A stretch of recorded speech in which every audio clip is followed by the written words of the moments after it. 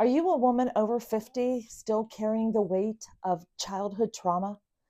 Are you ready to discover tools and strategies to finally heal and find peace?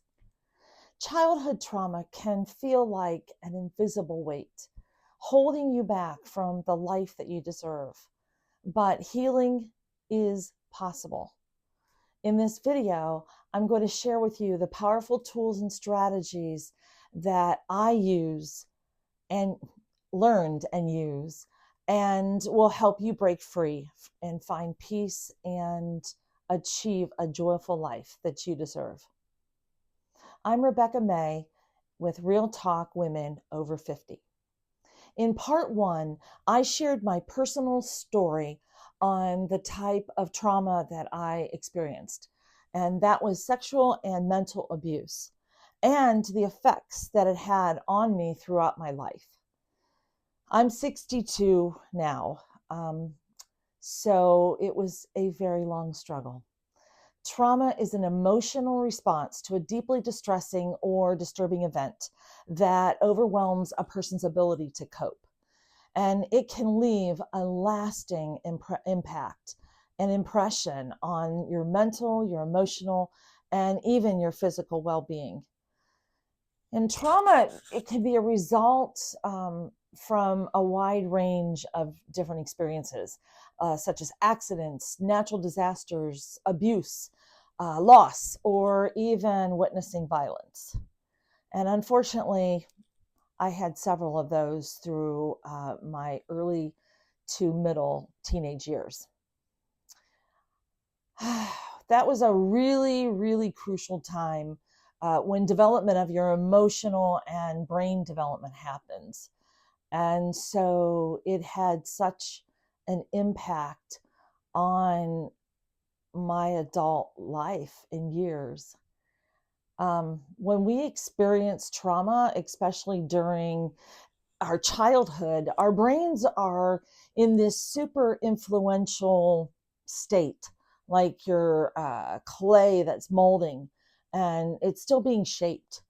And trauma can disrupt how certain areas develop, particularly the parts of the brain that's responsible for things like emotional regulation, decision making, and memory.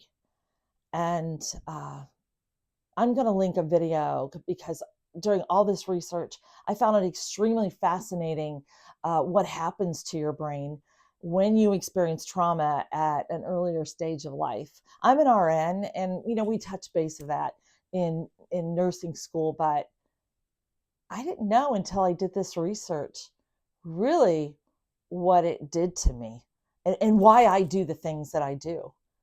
So I didn't get help. I didn't get the help I needed until I was 58 years old. And I was in a rehab type therapy program along with a lot younger. I was like the oldest one in the group, but there was a lot younger participants, and they were about in their 20s. I was kind of envious of them because they had their whole entire life in front of them to use these skills and strategies that we were learning. And here I struggled so much throughout all that time. And the key is you can learn all the strategies and tools you want, but you have to use them. And the ones that we were learning, and I'm going to share those with you as well, these kids wouldn't have to go through the hardship of having the dysfunctional relationships, the dysfunctional coping mechanisms, and they would have better decision-making skills that I was not able to achieve until later in life. So not only did I learn these tools and strategies, but I learned a great deal about myself. And like I mentioned earlier, and why my behaviors and my emotions and what happened to me throughout my adult life, why those things happened to me and why those things, why I did some of the things that I did. Going through therapy, it actually saved my life. And it gave me an entirely different outlook and healing that I had about myself. And did it make me feel uncomfortable people have asked me? Absolutely. I mean, there were times when I didn't even want to deal with certain things. Um, there were times when I didn't want to answer certain questions, but I knew that if I wasn't truthful with myself, then I was never going to heal. And that's what I was there to do. After all those years, I needed to get help because I knew that if I didn't go to therapy, I was going to have everything to lose. And that was even including my life. So I'd like to talk to you about most of the tools and strategies that I used. And I'm really hoping that you take all of them. And if not, I hope that you adopt several of them. Just try one. The number one thing, the very beginning that we learned in therapy and really helped me throughout this time of healing, and still helps me to this day, is creating a safe daily routine. And that's morning, beginning my day, getting a morning ritual down. I had to start with some grounding activities. The number one thing was we always had to say one thing, give one thing that you're grateful for. And I still do that to this day. I actually even wake up in the morning, I look at myself in the mirror and I say, thank you, higher being, for giving me another day. So that is a really big thing that I am every day grateful for. But there are things like meditation, and I also do that. I can really tell, and so can my one daughter tells me, she can absolutely tell if I haven't done my meditation that day. I kind of feel scattered. I don't feel at ease. And I've had to do that throughout the day as well. There's journaling, that is extremely helpful. Some people can do it, others can't, but I do encourage you to at least try it. And I'm not talking about, dear diary, this is what I did today. I woke up, I went to work, I ate this, no, I'm talking about intentional journaling. And intentional journaling is all about expressing your feelings, getting through emotions, and down in the description, I have downloaded a PDF prompting for intentional journaling, and it's really detailed. So honestly, you don't even have to think about it. I've developed prompts for you to go through. So I hope you do use that and it's beneficial for you. There's also yoga. I mean, there's a practicing of yoga that you can do in the morning as well. Um, you can then end your day with winding down with another meditation. You can use journaling again at the end of your evening, taking a warm shower, a warm bath. Try to avoid getting on the TV right before bed. Try to not get on your computer, your iPad, your phone. I mean, it's a good time at night to read. If you don't like to read, um, listen to some guided meditation. And I use that a lot to get myself to sleep. Just as soon as I put it on, I can hear a couple things, and the next thing I know, I'm awake the next morning. So it's very, very beneficial. While I was in therapy, we learned a lot of different mindfulness practices. And mindfulness practices actually allows you and brings you centered and aware of your surroundings. It lets you and allows you to be present as to where you're at. And mindful breathing. I mean, we used to have this whole entire breathing session that you would take the slow, exaggerated breathing, like in through the nose. I always say, smell the flowers, and then almost like a pursed lip, long drawn out exhales. And they actually say that, when people say, oh, I need a cigarette, smokers, obviously, I need a cigarette. And it's not what's in the cigarette, because actually what's in a cigarette causes your heart rate and your body to be actually more anxiety. But it's the act of the bringing, inhaling and then exhaling that smoke. And it's the same motions that will get you through with the mindful breathing. So obviously, don't pick up smoking, but those who do smoke, try the mindful breathing practices.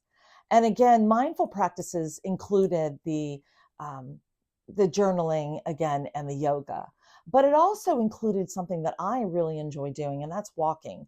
And walking out in nature is even that much more of a bonus, because you are bringing in the fresh air, which is really doing an incredible awakening to your brain. And that also makes you aware of your surroundings too. Taking that extra time out of a day, and it's not that much time, of being aware of you, being aware of your environment is so helpful. If you can't walk outside, because like right now where I'm at, it's 9 degrees. So, you go outside, open the door, and you're frozen. So if you can't, walk around your house, walk on a treadmill if you have a treadmill, go to a local gym. We have a wellness center, and my daughter actually got me involved in our yoga program, which I do restorative yoga. And that is something that I can do being 61, almost 62, and also had a hip replacement. So that is very, very helpful physically and mentally. Dancing or any kind of cardio uh, activity is extremely helpful and beneficial as well. Dancing, it kind of blends the music, which is an extremely way to release your emotions, and just the movement itself. You don't have to do this out in some, facility, or I don't want to say bar, nightclub, whatever you want to call it. You can do it in the privacy of your own home. And I do like to do that, of course, behind closed doors, or on a weekend. I put Alexa on and get my house cleaned and do a little bit of a dancing motions. And it really helps get the cleaning of my house done a little bit less daunting. Affirmations. And I do have several affirmations that I will share with you, but there's three of them that work very well, especially for someone that has gone through trauma and childhood trauma. But here's one of them: I am enough just as I am. And that is extremely important, because so many times someone, especially with childhood trauma, they have felt guilt and shame for what has happened to them. We feel like we should have done something more. We should have reached out to someone. I didn't reach out to anyone for help. And I kind of think that might also have to do with the uh, time frame when I was growing up, in the 70s, mid to late 70s. You just didn't go to people about that. It wasn't so openly known that it's okay. You thought that you did something. I thought I did something to cause this. What did I do to grab that attention? Whether it was negative or not, it just it was negative. But I had to have done something wrong. And another one is, it's okay to take small steps. It is okay. So many times I would move in one direction of maybe one or two steps forward, and then something would happen. There's triggers out there. I would have a trigger and it would make me move back 5 steps. So it's okay. Just take one thing at a time, and you will eventually get there for the healing process. And then another affirmation that I say is, I am safe now. And that one is extremely important. So many times this kind of goes back. Oh, I'm sorry. Let me move ahead first. Write yourself a letter. That one was really important because during my healing and therapy, and I still do this now, I talk to my therapist about, I'd love to be able to write that little girl a note and tell her it's going to be okay. It's going to be okay. You're going to have some bad days. You're going to have a lot of bad days, but you're going to get above this. You're going to heal. You're going to be on that path. I wish I could really write to her and say, hey, go to therapy, at a younger age. But I didn't. I kind of took the hard road on it. And some of you that are out there that are right along with me, and if you're just starting out, know that you're in the right place. It's never too late to get the help that you need. And just know that that little girl will heal. So back to writing a letter. You could write yourself a letter and say, again, I told myself that it will be okay, and you will get through this. You'll never forget. You'll never be completely healed. Healing is an ongoing step of your life. This is something you will be doing the rest of your life. But I can tell you one thing, I am so much better than I was before I got the tools and strategies that I did get back when I was 58. Another thing that I learned through my therapy sessions was art therapy. And art therapy doesn't mean I can't draw. I can't even do a stick figure very well, but pick up on something, even painting. We did like some painting, and that was quite interesting. I enjoyed it. You may not have been able to recognize what I painted, but it's just a really good way to express and process feelings. We did this one project that we even just took out magazines and collages, and we started with cutting out things, how you're feeling on a really bad day, like how you felt in a negative way. And it was dark. I mean, for me, those feelings, really, there were times when I was very dark, in a dark place. And then our project was to make a collage on your goals that you want to set for yourself and the positive things that you wanted in life or out of life, maybe that you've already achieved, or things that you still um, want to tackle and want to achieve. Get plenty of rest. I can tell you that you need to listen to your body. I was one to push and push myself. And that doesn't help, because when you get too much activity going on, you don't rest well at night. I mean, even during the day, if you feel like, come home from work or whatever you're doing in activity and you feel you're exhausted or tired, it's okay. Sit down, take a break, close your eyes, take a nap, or do that meditation. Think of nothing, just stillness. Stillness is so peaceful. The other thing is, make sure you are well hydrated and a good diet. Well hydrated, a good diet. Because when you're well hydrated with water, you can think clearer. And my brain works so much better. I'm more productive at that time. Good diet, not too much sugar. Too much sugar's not good for you at all, overall, period. But it does make you tired. It really does. So, be very mindful on what you put into your body. Watch your alcohol consumption, please know that alcohol is a depressant.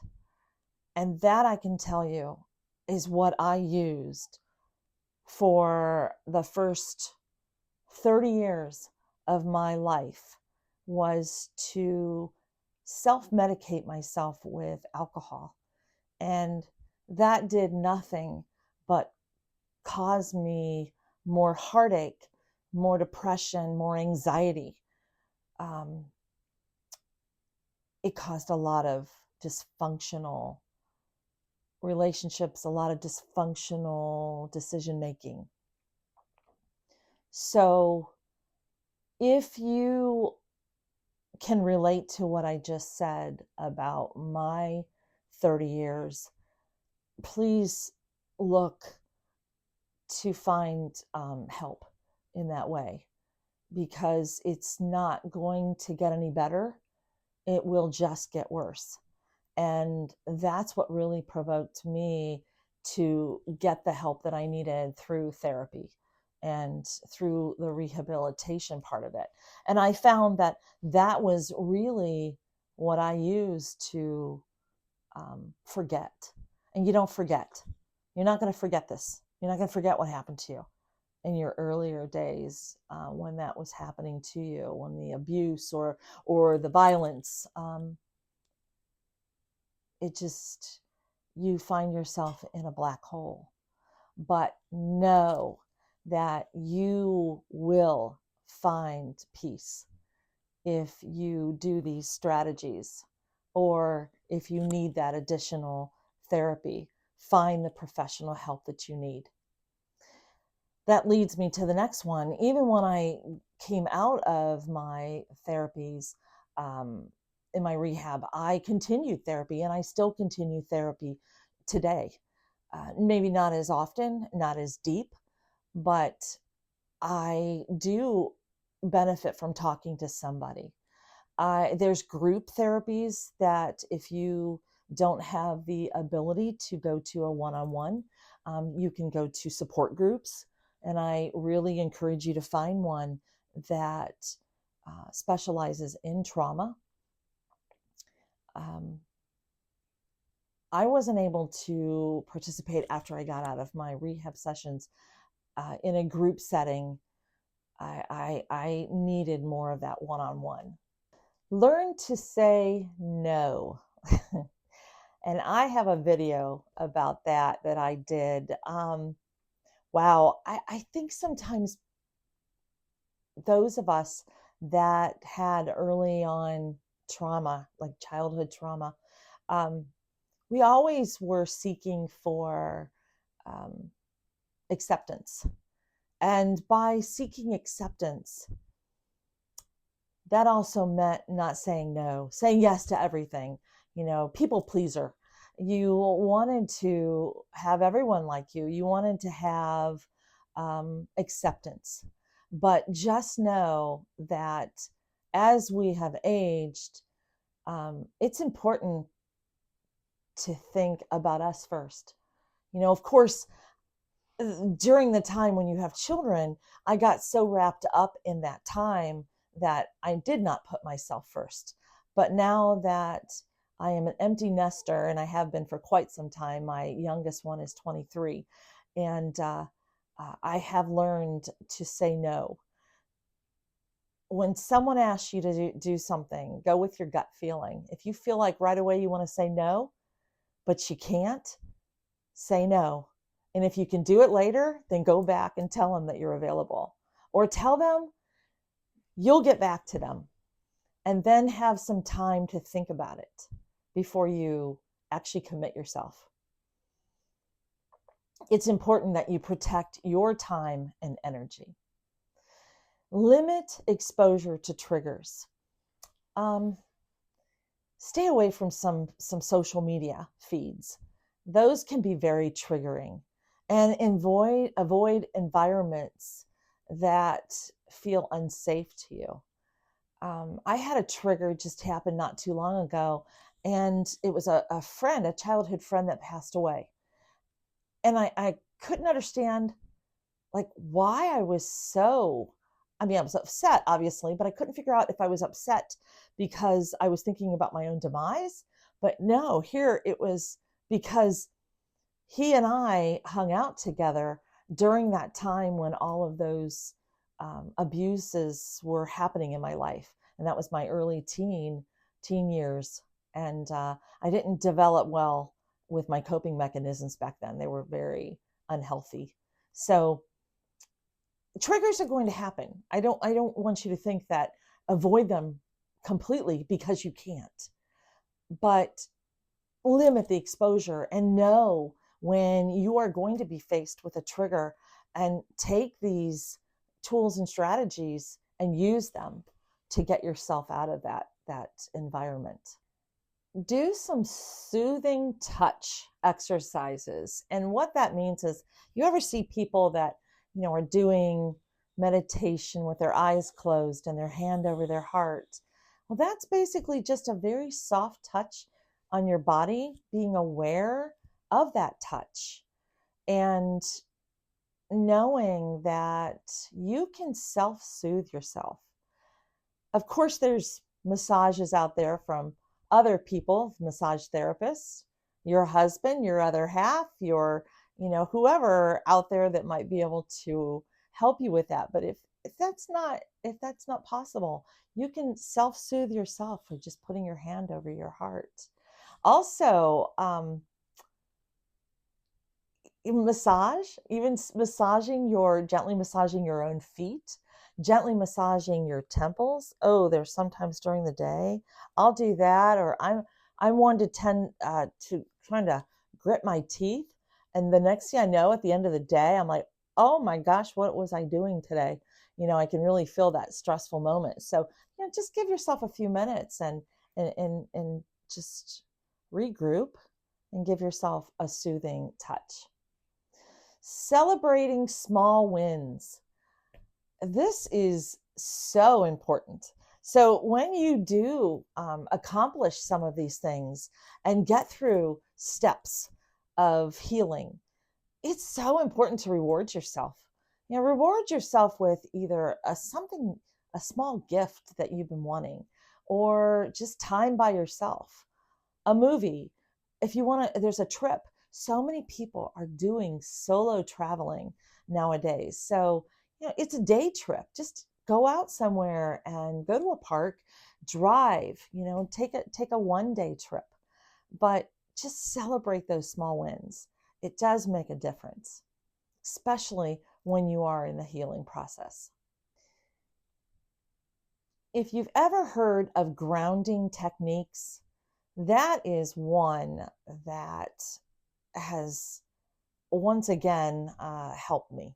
Grounding techniques can be used, most of these tools and strategies can be used for anything, but they're very important, again, with healing of any type of trauma. So the grounding techniques, there's one that you can just go outside. It's best to do it outside. You can do it anywhere, but outside you kind of become one with the earth. Kick your shoes off, kick your socks off, put your feet flat on the ground, sit in a chair, take in the sun, the breeze, close your eyes, and just like I said, become one with the ground. And it's something so calming that you can either think just nothing or think of pleasant thoughts. My go-to is the beach. I'm sitting on a beach, listening to the shore come in and out, feeling the sand beneath my feet, and taking in those breaths and exhaling those breaths. You really get a sense of calmness. Another one is what's called a 5-4-3-2-1 technique. And that's using your senses and staying present. 5 things that you can see, 4 things that you can touch, 3 things that you can hear, 2 things that you can smell, and 1 thing that you can taste. And while you do this exercise, you can take like a soft cloth or even a stone in your hand and just close your eyes and go through the process of each one of those senses. And that's again another thing that really makes you aware of your environment, of your surroundings. It takes you away from those unpleasant thoughts that you may have throughout the day. Practice play and joy. And that's rediscovering hobbies. Do things like gardening, knitting. Knitting can be really, really calming. Or baking. Some people really get into baking at that time. Laugh. Oh, wow. Laugh often. Um, Watch a funny video.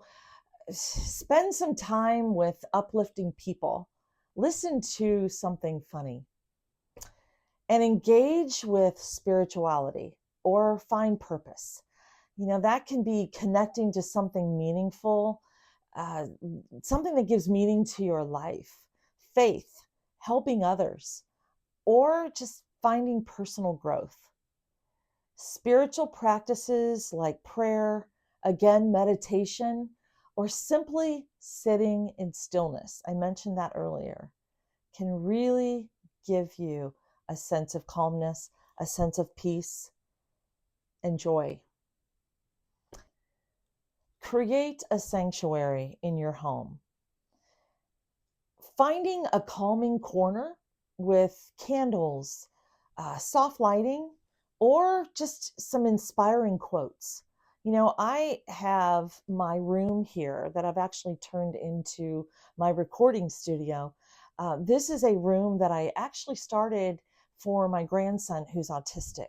So I have some of those um, lights that are on the wall that are different calming colors, uh, lights that are up on the ceiling that reflect, some shapes and some different colors of blues and pinks.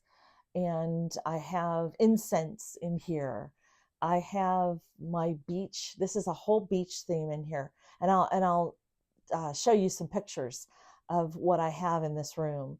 It's just my go-to room. It's where I meditate. But find, just even if you don't have a room, a separate room, find just a little corner. Put some pillows on the floor. It just feels so peaceful when you're having those really bad days or really bad moments. And I talked about creating vision boards. It's really a place, or not a place, but a way to showcase your goals and your aspirations. Previously I talked about doing how you feel in a dark place of your life and a positive place. A big skill, or actually tool, that we used was forgiving yourself. Just realize nobody's perfect. You need to let go of the guilt and the shame. Be patient with your healing.